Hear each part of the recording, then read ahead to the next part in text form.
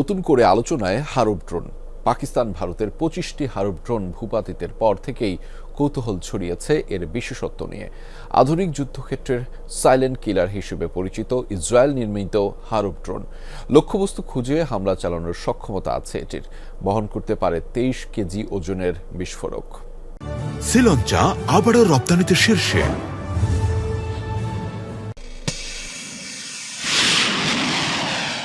2.5 জেনারেশনের মনুষ্যবিহীন আকাশযান হারপ, যা নির্মাণ করেছে ইসরায়েল অ্যারোস্পেস ইন্ডাস্ট্রিজ। এটি একটি অত্যাধুনিক লয়টারিং মিউনিশন বা লক্ষ্যবস্তু খুঁজে তা ধ্বংস করতে সক্ষম যুদ্ধাস্ত্র।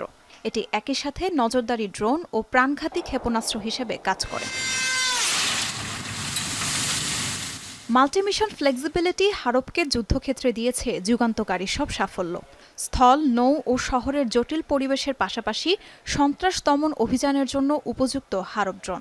নির্দিষ্ট এলাকায় সর্বোচ্চ ৯ ঘণ্টা পর্যন্ত ঘোরাঘুরি করতে পারে হারপ ড্রোন।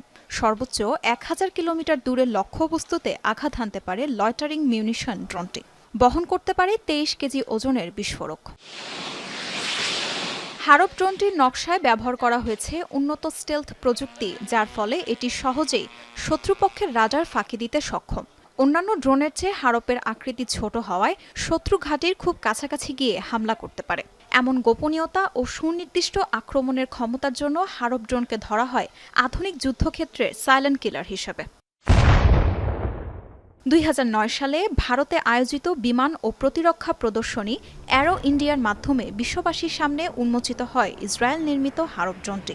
সেই বছরই ১০টি হারপ ড্রোন কিনতে প্রায় $১০ কোটি মূল্যের চুক্তি স্বাক্ষর করে দিল্লি। পরবর্তীতে ২০১৯ সালে আরও ৫৪টি হারপ নিজেদের ড্রোন বহরে যুক্ত করে ভারতের সামরিক বাহিনী।